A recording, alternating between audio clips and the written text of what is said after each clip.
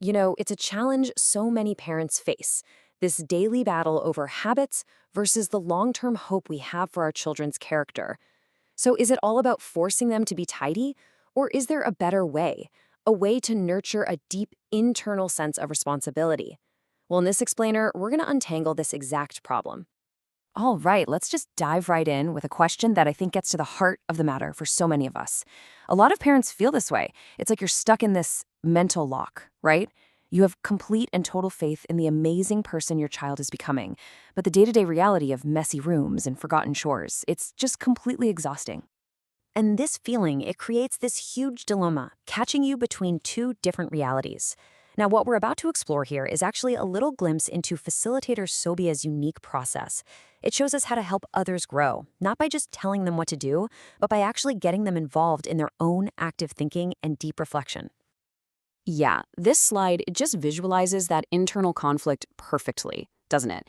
See, on one hand, you've got these deep, long-term beliefs about your kid. You know they have a good heart, you know they have a strong moral compass.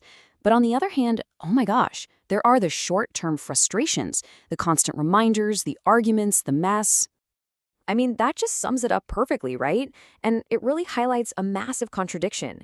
If you truly believe deep down that they're good people at their core, then why is there so much conflict over their daily actions? It almost feels like their character and their habits are two totally separate things. But are they really? Okay, so this brings us to a really powerful way to reframe this whole problem. Instead of looking at habits and character as these two separate buckets, let's explore how they are deeply, deeply connected through an idea we like to call the drop and the ocean. I want you to think of it this way.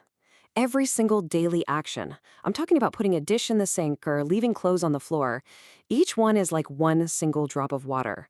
And by itself, it seems pretty small, maybe even insignificant.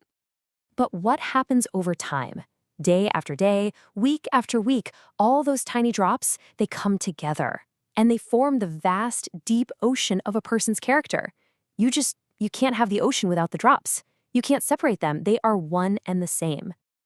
So, you see, this reframing, it changes the entire question we're asking. If a child's messiness is constantly creating more work and stress for everyone else in the family, is that just a bad habit? Or is that action, that little drop, actually a sign of insensitivity?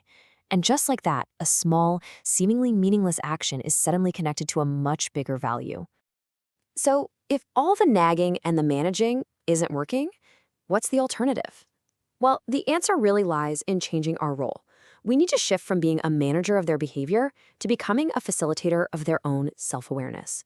And we do this through the art of asking powerful, reflective questions. And listen, this is not about starting another fight, not at all. It's a three-step process that's really designed to open up a genuine conversation and get them to build their own understanding. It's about getting them to think for themselves. All right, let's break it down. Okay, step one. This is so important. You're going to make yourself the subject. Instead of saying, "Why didn't you clean up?" you ask something like, "What do you think my reason is for asking you to do this?" It's such a simple shift, but it immediately lowers their defenses because it's not an attack, right?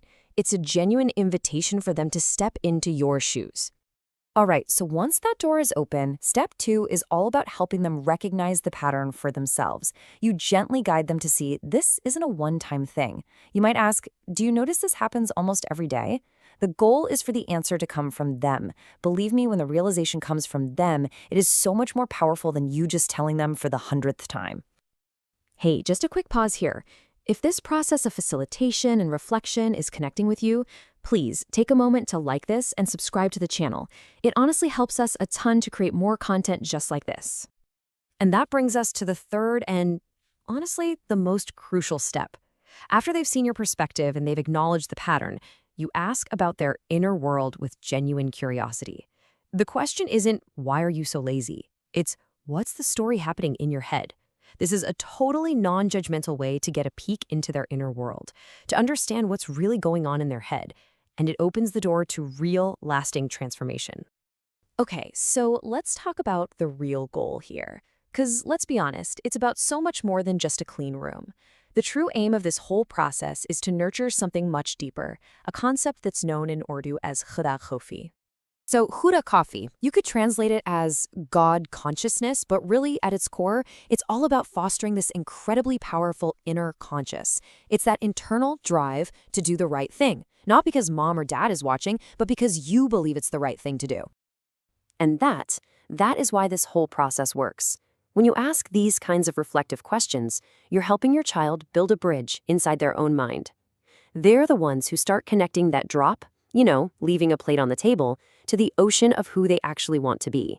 And the most important part, they make that connection all by themselves. And so I want to leave you with this final thought to really reflect on. This whole approach offers a really profound shift in your role as a parent. Are you just trying to be an enforcer, constantly training behavior through nagging and pressure? Or could you shift and become a guide, someone who nurtures their conscience and helps them learn to listen to that voice inside? Thank you so much for joining us for this explainer.